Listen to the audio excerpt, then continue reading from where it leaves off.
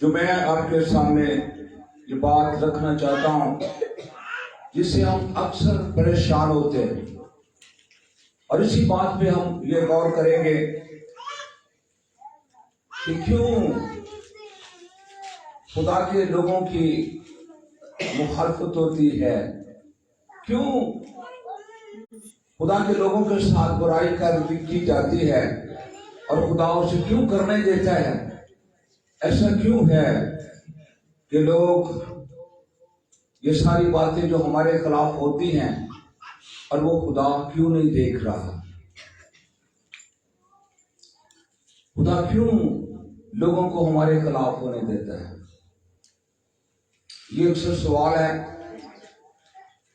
कि शायद हम जब दुआ करने वाले हैं, ईमानदार हैं, करते हैं, भाई वो तो देखें, वो तो बढ़ गया है, वो हमारी मोहब्बत करता है, क्या खुदा नहीं देख रहा, इसने हमें ऐसा किया है, इसने हमें ऐसा कह रहा है। हम कलाम में कुछ बातें अपनी तसल्ली के लिए पढ़ेंगे, क्योंकि ये एक ऐसा सवाल है जो हर एक के अंदर चलता है, और यही सवाल था कि क्यों ऐसे है, क्यों ऐसे लोग हमारे पीछे पड़े हुए हैं, क्या खुदा इनको देखता नहीं, और ये क्यों ऐसा है। आइए खुदा के पाक कलाम में से पढ़ेंगे हबक्कूक पहला बाब और उसकी 13वीं आयत से पढ़ेंगे।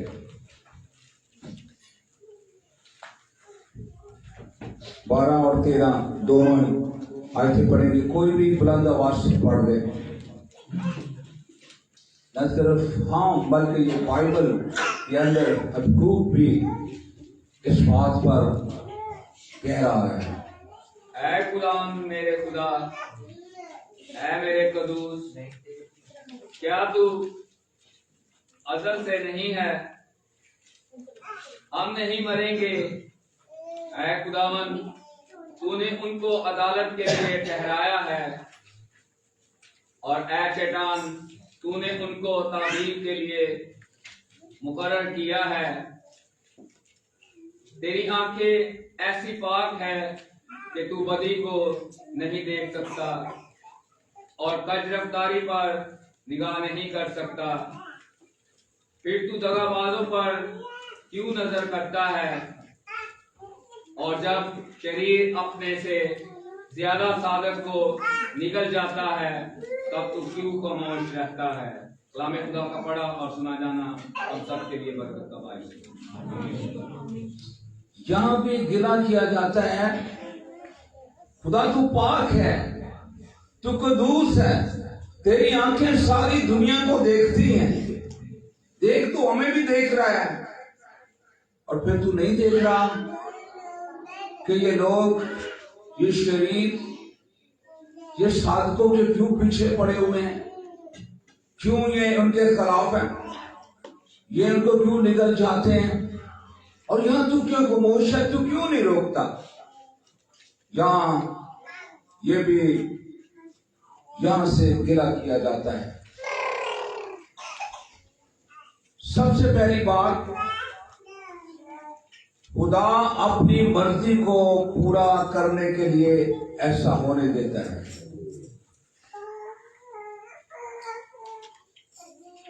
ज़बूर 105 और उसकी 16 से 22 आयत को हम पढ़ते हैं, जहां भी निकाले पढ़ दीजिए। यहां हम देखते हैं कि यूसुफ के बारे में बताया है कि यूसुफ को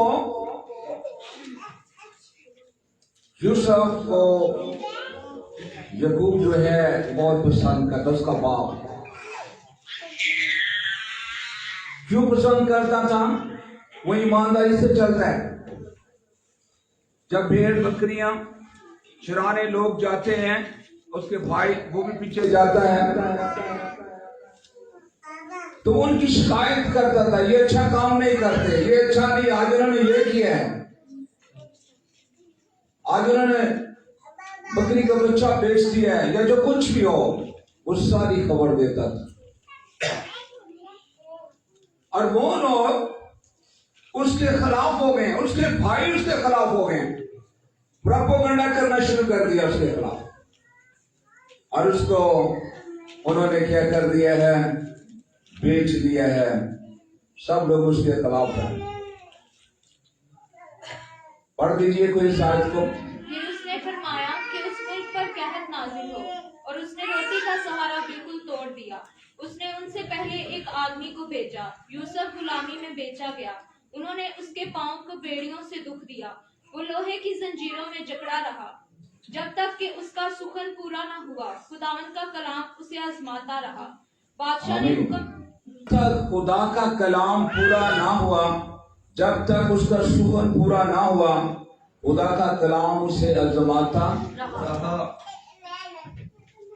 अब उस दिन रोटी का टुकड़ा में छीन लिया गया है, तंगी में है, बेचा गया है, जेल में रहा है, जहां भी है मुश्किलात मुश्किलात मुश्किलात, लेकिन वो खुदा के साथ वफादार रहा है, दुआ करता रहा है, और कभी भी उसने गुनाह के साथ कमिटमेंट नहीं की।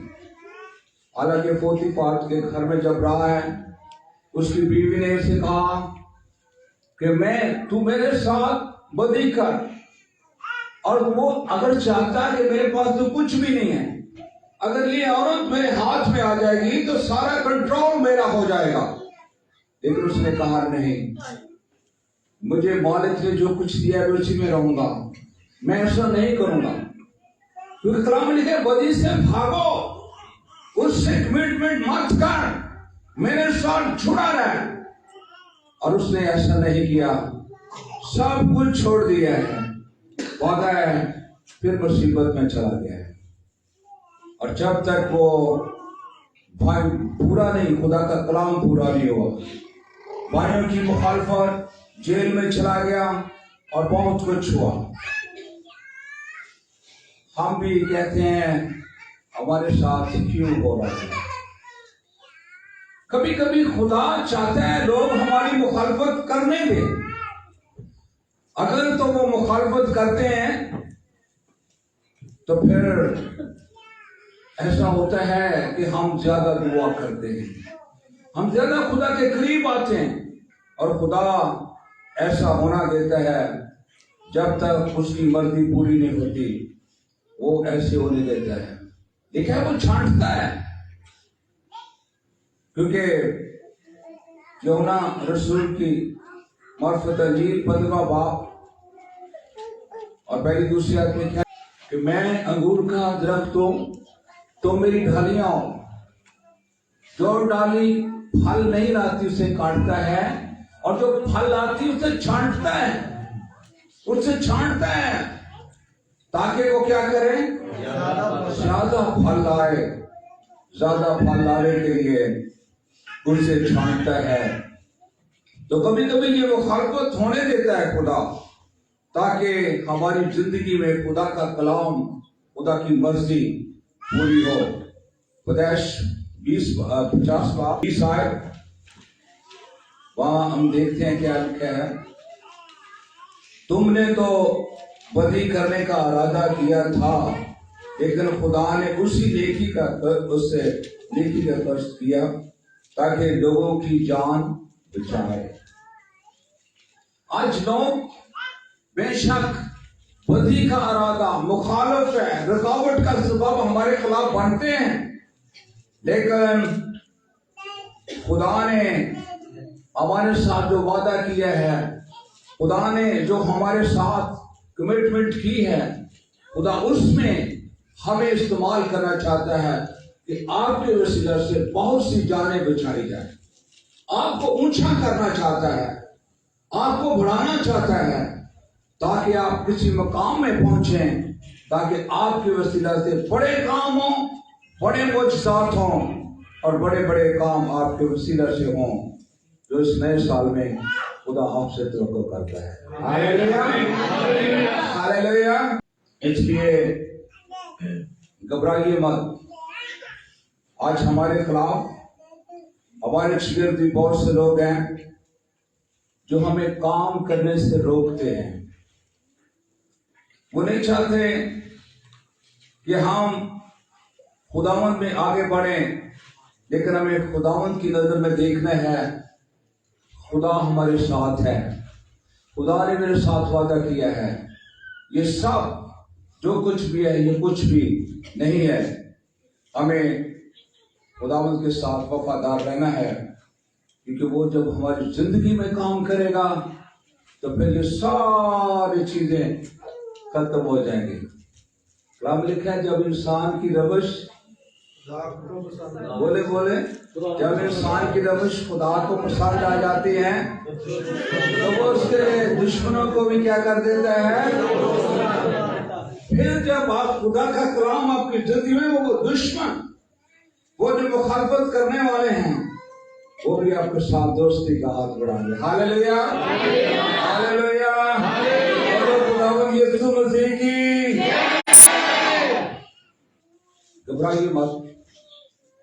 शायद आप रिश्तेदार हो, शायद आपके दोस्त हो, शायद कोई और नजदीकी है जो आपको हमेशा रुकावट का सबब मुखालफत करेगा, लेकिन खुदावंद में कायम रहें।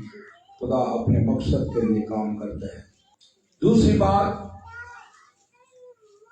अपने कलाम को पूरा करने के लिए ऐसा होने देता है। खुदा कभी कभी अपने कलाम को पूरा करता है जो में किसी के बारे में होता है। इसकी मिसाल हम देखते हैं मत्ती 13वीं आयत और 15वीं आयत। तो यहां हम देखते हैं यीशु मसीह के बारे में कि जब उसे कहा था कि तू मिस्र को भाग जा, और होशिया नबी की किताब उसका 11वां बाब पहली आयत में तकरीबन 700 साल पहले ये यीशु मसीह के बारे में पेशगोई की गई थी, और ये कलाम था कि ऐसा होगा। अगर हेरोदीस उसका मुखालिफ ना होता तो वो कभी भी ऐसा भाग नहीं सकता। उसको मुखालिफ हुआ कि जब उसे कहा गया कि इन बच्चों को 2-2 साल के जो मार रहे हैं हेरोदीस, तो उसको कहा कि तू किधर को भाग जा, मिस्र को भाग जा, ताकि वो कलाम जो नबी की मार्फत कहा गया था वो कभी कभी ऐसी जो हमारी जिंदगी में खुदा का कलाम है उसको पूरा करने के लिए भी ऐसे मुखालफत को खड़ा कर देते हैं ताकि वो कलाम पूरा। एक और मिसाल हम देख सकते हैं कि जब मुल्क मिस्र में जब आए हैं बनी इस्राएल, तो वो वहां रहकर उस मुल्क के मिस्र के अंदर अब वो निकलना नहीं चाहते थे। अच्छी चीजें मिल रही थी, मेहनत कर रहे थे, सब कुछ ठीक हो रहा था, वो जाना नहीं चाह रहे थे। खुदा उनको निकालना चाहता था और उसने फराउन को उनके क्या कर दिया, तलाब कर दिया। इसने कहा इनसे ज्यादा मेहनत लो, ये तो बढ़ते जा रहे हैं, और वो उस पर तंगी, मुसीबत, परेशानी पैदा की। हालांकि पहले वो बहुत ठीक ठाक रह रहे थे। अगर फराउन को उनका मुखालिफ ना बना था, जो उनके खिलाफ था, तो वो कभी भी मिस्र से नहीं निकलते। उन्होंने मिस्र को नहीं छोड़ना था। तो इसलिए कभी कभी किसी जगह से निकालने के लिए खुदा अपने कलाम को पूरा करने के लिए भी मुखालिफों को खड़ा कर देता है, वो किसी मकसद के लिए। एक और बड़ी अच्छी गवाही परमेश्वर शुरू भी सुनते हैं, पहला ग्रंथियों का खत उसका 16वां बाब 9 पढ़ रही, इसको भी यहां वो खुद इकरार कर रहा है। हालेलुया, बोलो खुदावंद यीशु मसीह की, वो यहाँ मौजूद, पात्रू यहाँ मौजूद। Hallelujah, hallelujah. क्या लिखा है जी? कि क्योंकि मेरे लिए एक वसीह और कारामद दरवाजा खुला है और मुखालिफ बहुत से हैं। आमीन। क्योंकि मेरे लिए एक वसीह दरवाजा खुला हुआ है, कारामद दरवाजा खुला है और मुखालिफ बहुत से हैं। पौलुस रसूल कहता है मेरे लिए बहुत से दरवाजे खुले हैं, बहुत से गिफ्ट हैं, इसमें मेरे लिए ऐसे खुले हैं दरवाजे, लेकिन मेरी मुखालफत बहुत ज्यादा है। आपके लिए बहुत से दरवाजे नए साल में खुले हैं। हालेलुया। आपकी मुखालफत हो सकती है, लेकिन घबराइए नहीं। कहते हैं हमारे लिए बहुत से गिफ्ट रखे हुए हैं, खुदा ने मेरे लिए बहुत से दरवाजे खोले हुए हैं, लेकिन मेरे लिए बहुत से मुखालिफ हैं। लेकिन मेरे लिए खुदा ने जो बख्शिश है, दरवाजे बहुत खुले हैं। हमारे लिए भी बहुत से दरवाजे खुले हैं। मुखालिफ कहते हैं तुम ये काम करो, हमने नहीं करने देना, हमने रुकावट का सबब बनना है।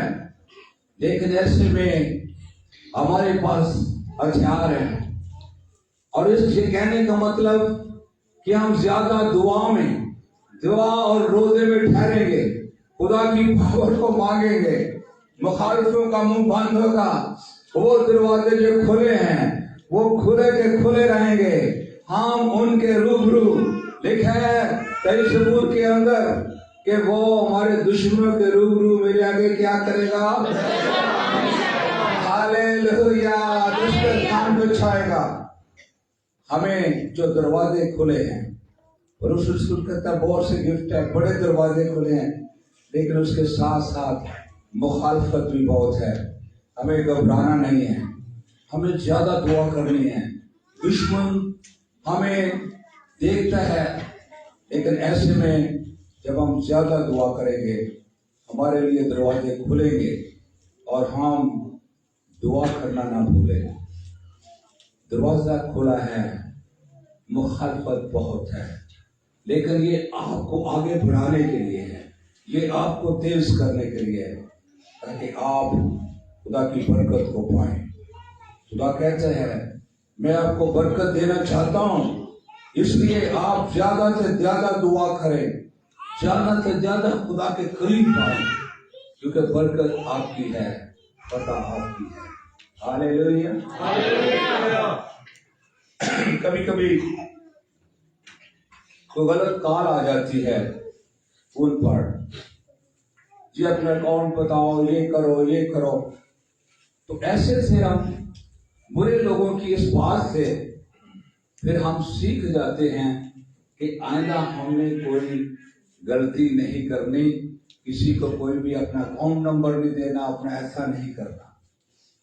उसकी एक तरह गलती करने से, मुखालफत करने से हमने क्या कुछ बातें सीखी हैं।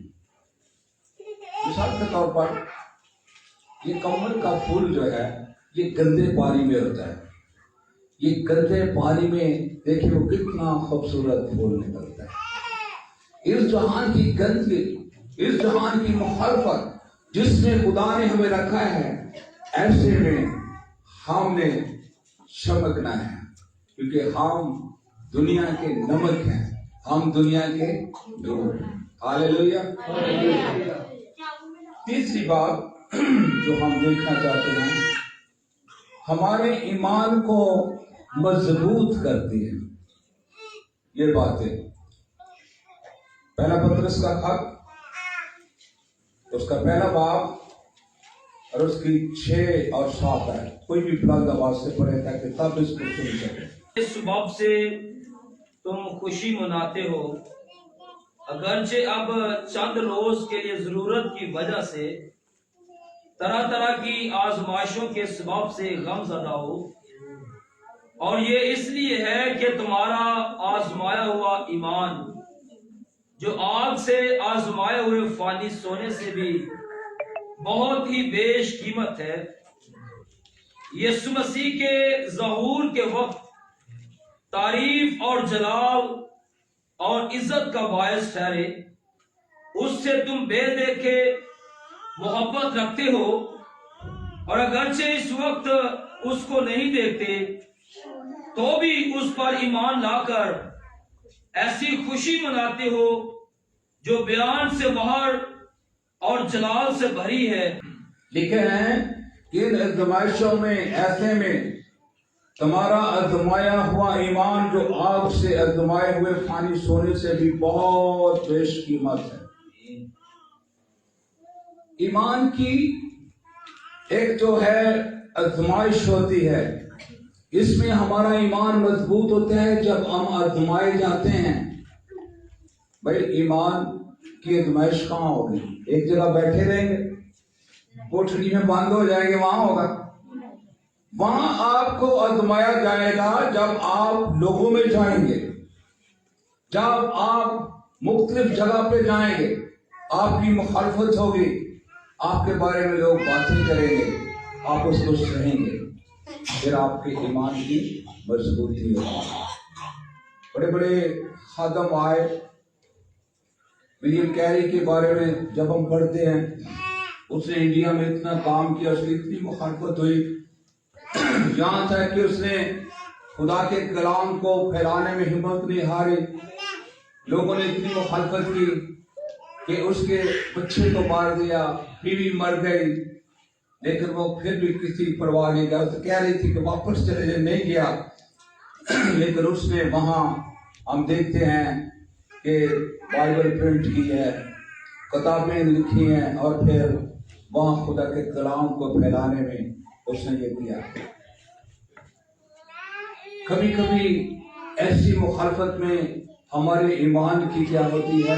मजबूती होती है। हमें जब आजमाइश होती है, याकूब का खत पहला बाब दूसरी आयत, याकूब रसूल भी यहाँ एक अच्छी बात कह रहे हैं।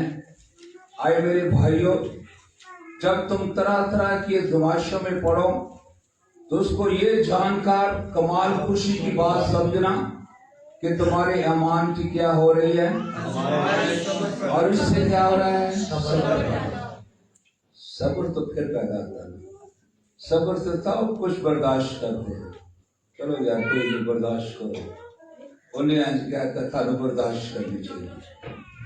सब्र पैदा होता है, और सब्र को अपना पूरा काम करने दो ताकि तुम पूरे और कामल हो जाओ और तुम्हें किसी किस्म की भी कमी ना रहे। खुदा चाहता है कि आप में कोई कमी ना रहे। वो ऐसी आजमाइशों में आपको आने देगा। पहला कुरिन्थियों का खत 4 बाब 9 से 13, यहाँ पौलुस रसूल कहते हैं, मेरी दानिश में खुदा ने हम रसूलों को सबसे अदना ठहराया, उन लोगों की तरह पेश किया जिनके कत्ल का हुक्म हो चुका है। पौलुस रसूल ऐसे लोगों में घिरा हुआ है जो उसकी बुराई करते हैं, बुराई करने वाले हैं, ताकि उसका ईमान जो है आजमाया जाए। जिन लोगों में हम काम करते हैं, शायद आज भी बहुत से ऐसे लोग हैं जो मुखालफत करते हैं, इसलिए घबराना नहीं है। अगर कोई मुखालफत करता है तो शुक्रिया अदा करें कि तू मेरी मुखालफत की थी तो मैं खुदा के हुजूर बचाया। सानू खुदा का शुक्रिया अदा करना चाहते हैं, क्योंकि जितना भी लोहा गर्म होता है उतना वो मजबूत होता है। जितनी भी आप मुखालफत में इसमें से गुजरेंगे, सब्र पैदा होगा, आपका ईमान मजबूत होगा और आप ज्यादा ताकतवर होंगे। इसलिए हमें घबराना नहीं, परेशान नहीं होना।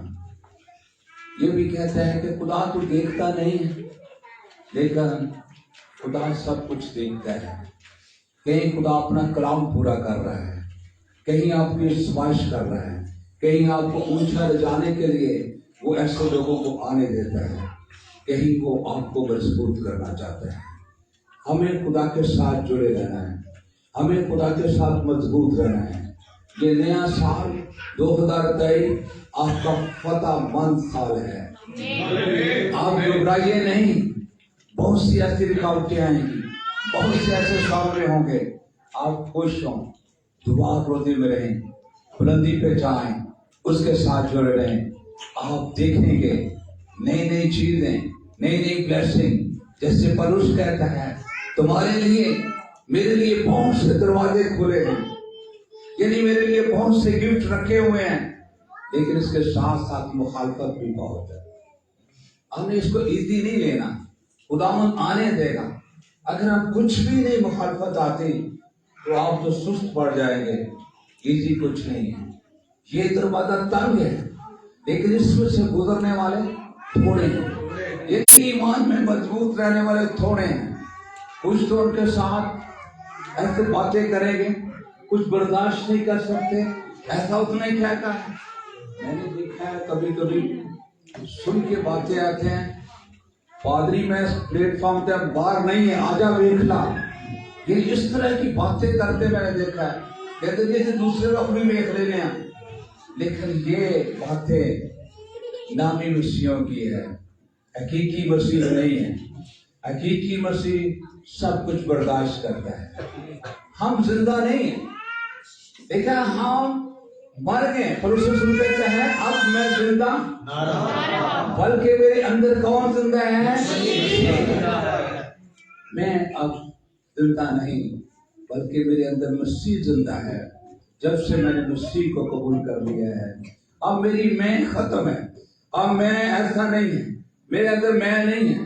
मैं कहता हूँ जो कुछ कर रहा हूँ खुदा के लिए कर रहा हूँ। आगे बढ़ना है, यीशु के नाम में बढ़ना है, उसके नाम को जलाल देना है। उसी में पता है, उसी में हमारी बेहतरी है। हालेलुया। आइए अपने आंखों को बंद कीजिए।